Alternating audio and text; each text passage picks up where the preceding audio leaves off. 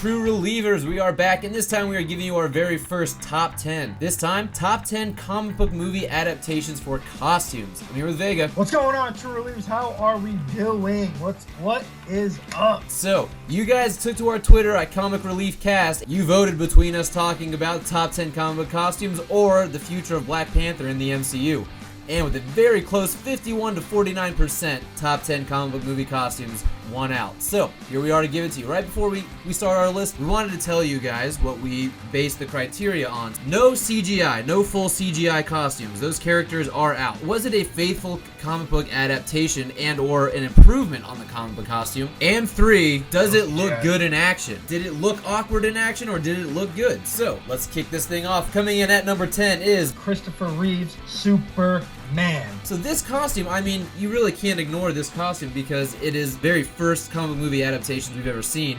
2, it is completely accurate, and 3, it didn't look goofy at all. I mean, you really believed it was Superman. 1970, for that costume to be that perfect and look that good, even now it still looks good. Yep, it is the granddaddy of comic book movie costume. At number 9, the original 1990 Jim Henson Ninja Turtles. Talk about a practical costume. This thing head to toe is made of full prosthetics, and they were believable. They were costumes that you looked at and you're like, those are the Ninja Turtles, not the unrecognizable hulking little CGI fucks we get now, but those Ninja Turtle costumes were perfect, especially in the 90s, to get them practical like that and look that good. And now we get straight CGI turtles that look absolutely horrible. Exactly, it makes you miss the old ones. But now here at number 8, we have V from V for Vendetta. You know what? This may not be an extremely elaborate costume or complicated one to pull off, but the thing is they could have taken a cheap route and fucked with the mask. They could have done whatever to the costume to try and upgrade it, but they didn't. They went straight for the comic book movie adaptation. If you look at it here, a completely seamless transition from comic to film, and that is why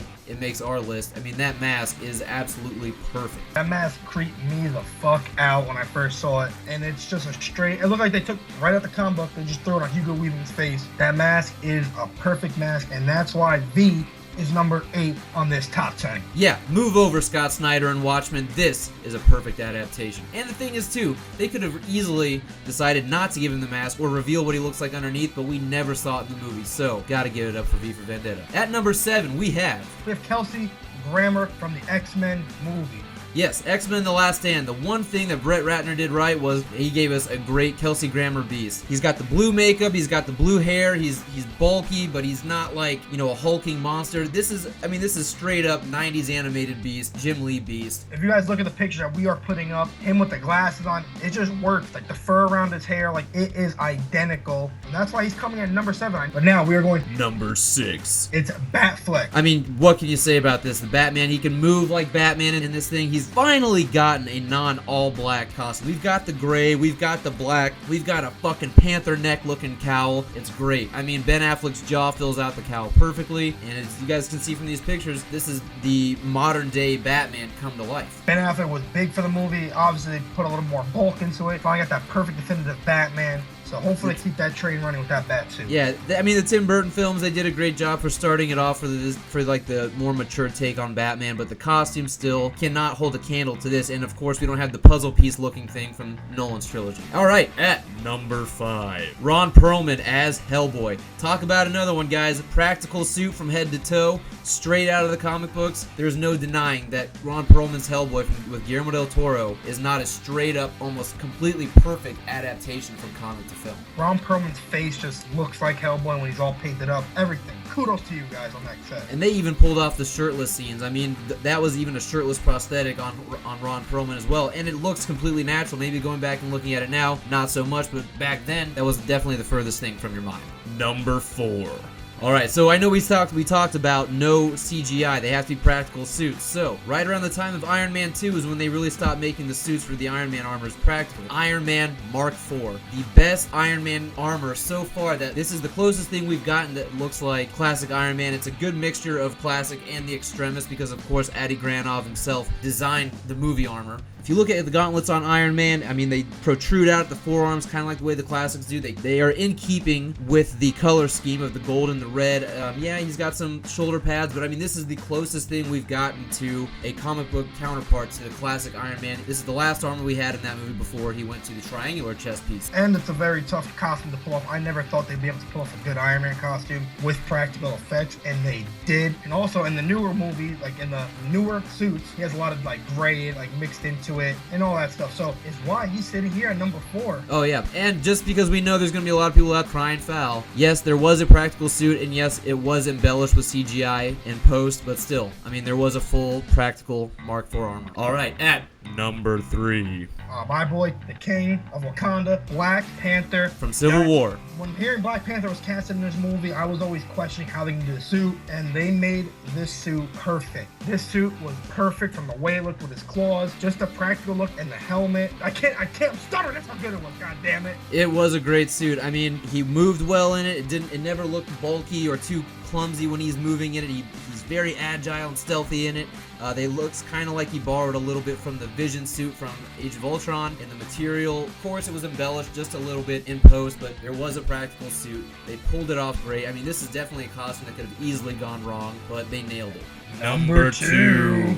We have Andrew Garfield, unfortunately, but the Amazing Spider-Man 2. That was an incredible Spider-Man suit. I mean, you know what? We can talk all day about the first one, Sam Raimi to pull it off, and then the new Civil War one, which I think was mostly CGI. But this is the first Spider-Man. It's got the big white lenses. It's got it's just a perfect red and blue. You know, he's kind of the skinny-looking Spider-Man. You know, more reminiscent of the Ultimates, but still, I mean, it looks like Spider-Man. The only thing you can really knock on this is the bottom of the legs on spider piece on the chest. You know, they're a little long, but everything else on this thing is perfect. And again, in action, it looks great. It looks like the Spider-Man suit come to life. I mean, it wrinkles where it should wrinkle. It stays nice and tight where it should stay nice and tight. Of course, they were able to take Sam Raimi's Spider-Man and improve upon it, but again, it's something that could have gone very wrong, as we saw from the Amazing Spider-Man 1. And then they gave us that perfect suit, and probably the only good thing from that series is that suit. And guys, just because we want to keep you in suspense, we're going to give you our 3 honorable mentions here. You have to wait for number 1 now. Alright, our first honorable mention goes to Blade. This is one of those times where they took the comic book version and they improved upon it. So much to the point where now Blade is drawn to, in the comic books, to resemble Wesley Snipes' Blade. The red lining in the jacket, the vest, all the weapons and gear that's added on, the sunglasses, the flat top. I mean, talk about a fucking great improvement upon what existed beforehand in the comic books. And our second honorable mention is Marv from Sin City. The prosthetics on his face, the way they made that, the way they made him look nothing like himself. And I looked at the comic book version, and like I said before, it is straight off the page. With the band-aids on his face, when he's bleeding and all the action and all that stuff, Marv is spot on.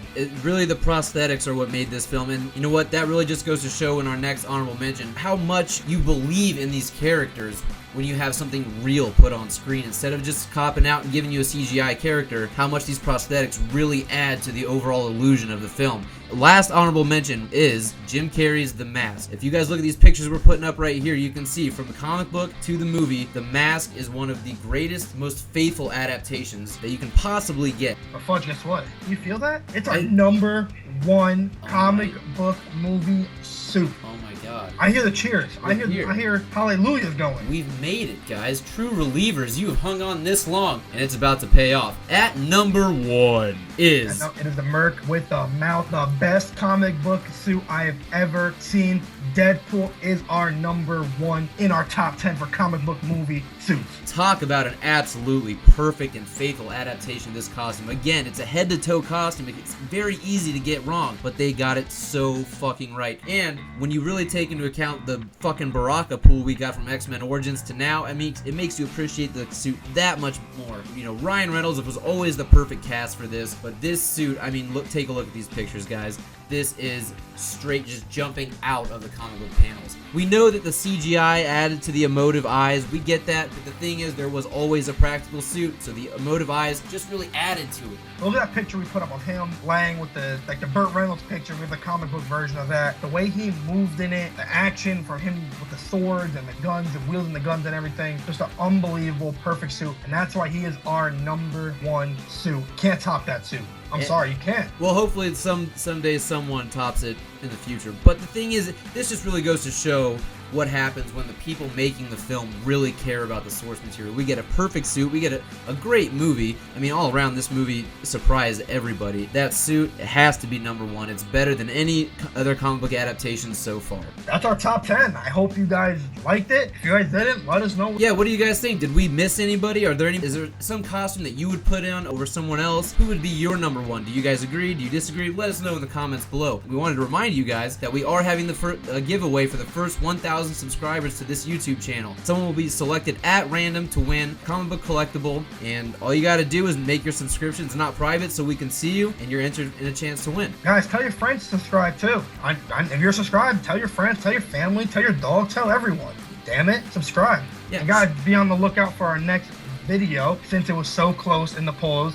Since first Black Panther and Top 10 CBN tied, and then we had them duke it out for the final 2. Black Panther's role in the future of the MCU will be our next video. Yeah, so you guys, please be on the lookout for that. Please subscribe to this channel if you like what you hear. Share this, like it, comment, create some traffic on this channel. We really appreciate everybody who's listening, and we really appreciate all the loyal listeners. And guys, also follow us on our social media at Comic Relief Cast. Guys, we have a Facebook and Twitter. Follow us there for all the updates. We really appreciate you guys listening this far. Thank you guys so much, guys. Take care, True Relievers.